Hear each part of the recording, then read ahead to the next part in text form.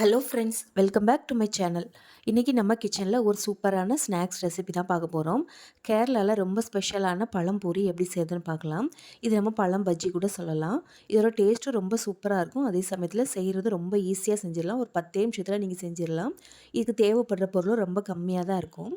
இது கண்டிப்பாக ஒரு வாட்டி ட்ரை பண்ணி பாருங்கள். அடிக்கடி ஈவினிங்கில் கண்டிப்பாக செஞ்சு பார்ப்பீங்க. வீடியோக்குள்ளே போகிறதுக்கு முன்னாடி என்னோட சேனலை சப்ஸ்கிரைப் பண்ணாதவங்க மறக்காமல் சப்ஸ்கிரைப் பண்ணிக்கோங்க. அப்படியே பக்கத்தில் இருக்க ஆல்ரெடி ஆப்ஷனை கிளிக் பண்ணிக்கோங்க. அப்போ தான் நான் போடுற வீடியோ உங்களுக்கு உடனுக்குடன் வரும். வாங்க இப்போ இந்த பழம்பொரி எப்படி செய்யுதுன்னு பார்க்கலாம். அதுக்கு நம்ம 1 கப் அளவுக்கு மைதா மாவு எடுத்துக்கலாம். நான் இன்றைக்கி 250 கிராம் அளவுள்ள கப் எடுத்திருக்கேன். இப்போ இது கூடவே ஒரு 3 டேபிள் ஸ்பூன் அளவுக்கு பச்சரிசி மாவு எடுத்துக்கலாம். வறுத்த மாவு, வறுக்காத மாவு எதுனாலும் எடுத்துக்கலாம். இப்போ இது கூடவே 1 ஸ்பூன் அளவுக்கு ஏலக்காய் தூள் எடுத்துக்கோங்க. நான் சர்க்கரையோடு சேர்த்து அரைச்சி எடுத்து வச்சுருக்கேன்.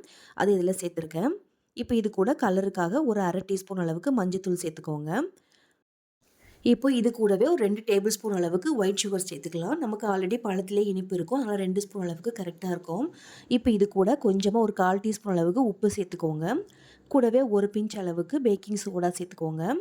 பேக்கிங் சோடா நீங்கள் சேர்க்கும்போது நம்ம மாவை புளிக்க வைக்க வேண்டிய அவசியம் இல்லை. உடனேவே நம்ம செஞ்சிடலாம். இப்போ இதை நல்லா தண்ணி ஊற்றுறதுக்கு முன்னாடி நல்லா மிக்ஸ் பண்ணி எடுத்துக்கோங்க.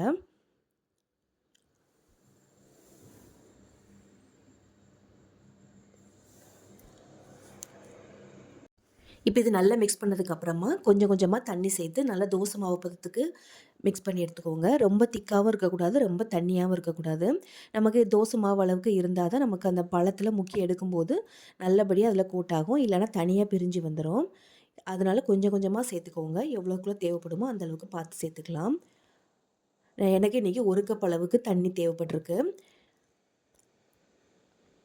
நல்லா கட்டிகள் இல்லாமல் நல்லா கரைச்சி எடுத்துக்கோங்க. இப்போ பாருங்கள், இந்த அளவுக்கு நம்ம மாவை கரைச்சி எடுத்தாச்சு. இப்போ நம்ம எடுத்து வச்சுருக்க பழத்தை நம்ம கட் பண்ணி எடுத்துக்கலாம். நான் இன்றைக்கி நல்ல பழுத்த நேந்திரம் பழமாக எடுத்திருக்கேன். நல்லா பழுத்திருந்தால் தான் நம்மளுக்கு இந்த பழம் பஜ்ஜி நல்லாயிருக்கும். இப்போ நம்ம இந்த பழத்தை வந்து 2 துண்டாக இந்த மாதிரி கட் பண்ணி இந்த மாதிரி சின்ன சின்ன பீஸாக கட் பண்ணி எடுத்துக்கோங்க. உங்களுக்கு அப்போ தான் பொரிச்சு எடுக்கிறதுக்கு ஈஸியாக இருக்கும். இப்போ இதை வந்து நம்ம ரெடி பண்ணி வச்சுருக்க மாவில் மிக்ஸ் பண்ணிவிட்டு நம்ம பொரிச்சு எடுத்துக்கலாம். பாருங்கள், இந்த அளவுக்கு நம்ம மிக்ஸ் பண்ணி எடுத்துக்கலாம். நமக்கு இது இப்படி மாவு தோசை மாவு பதத்தில் இருந்தால் தான் நமக்கு இந்த மாதிரி நல்லா ஒட்டி வரும். இப்போ நம்ம பொரிச்சு எடுக்கிறதுக்கு தேவையான அளவுக்கு எண்ணெய் சேர்த்துக்கலாம். இப்போ இந்த எண்ணெய் நல்லா சூடாகி வரட்டும். தீயை வந்து மீடியம் ஃப்ளேம்லேயே வச்சுருக்கோங்க. அப்போ தான் நல்லா உங்களுக்கு பொரிஞ்சு வரும். இல்லைனா டக்குன்னு உங்களுக்கு தீஞ்சிரும். இப்போ பாருங்கள், இந்த மாதிரி நான் லைட்டாக போட்டு பார்த்துருக்கேன். நல்லபடியாக பொரிஞ்சு வருது. இப்போ நம்ம ஒவ்வொன்றா இதில் நம்ம சேர்த்துக்கலாம். ரொம்ப நிறைய போட்டுறாதீங்க. எந்த அளவுக்கு நமக்கு இடம் இருக்கோ அந்த அளவுக்கு போட்டுக்கோங்க. ஒரு 4லேருந்து 5 பழத்தை சேர்த்துக்கோங்க. பழத்தை சேர்த்ததுக்கப்புறமா ஃபுல்லாகவே தீயை கம்மி பண்ணிவிடுங்க. அப்போ தான் உங்களுக்கு நல்லா உள்ளேயும் நல்லா வெந்து வரும். ஒரு 2-3 நிமிஷம் அப்படியே விட்டுருங்க. அதுக்கப்புறமா நம்ம திருப்பி போட்டுக்கலாம். இப்போ பாருங்கள், ஒரு பக்கம் நல்லா வெந்து வந்திருக்கு. இப்போ இதை பொறுமையாக திருப்பி விட்டுக்கோங்க. நம்ம மைதா மாவு சேர்த்துருக்கிறதுனால எண்ணெயில் கொஞ்சம் அடியில் ஒட்டி வர மாதிரி தான் இருக்கும். ஆனால் இந்த மாதிரி பொறுமையாக நீங்கள் எடுத்து விட்டிங்கன்னா கரெக்டாக நமக்கு வந்துடும்.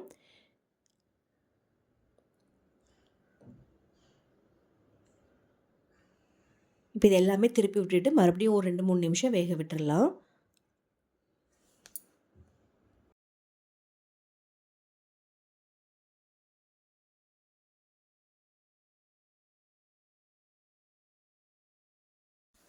இப்போ பாருங்கள், நமக்கு 2 பக்கமே நல்லா வெந்து வந்திருக்கு. அவ்வளோதான், நம்மளோட சூப்பரான பழம்பொரி, பழம் பஜ்ஜி ரெடி ஆயிடுச்சு.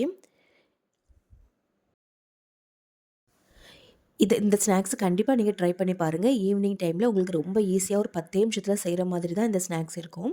கண்டிப்பாக ட்ரை பண்ணி பாருங்கள். இந்த வீடியோ உங்களுக்கு பிடிச்சதுன்னா மறக்காமல் லைக் பண்ணி ஷேர் பண்ணிக்கோங்க. உங்களோட ஃப்ரெண்ட்ஸ் அண்ட் ஃபேமிலிக்கும் கண்டிப்பாக ஷேர் பண்ணுங்கள். தேங்க்ஸ் ஃபார் வாட்சிங்.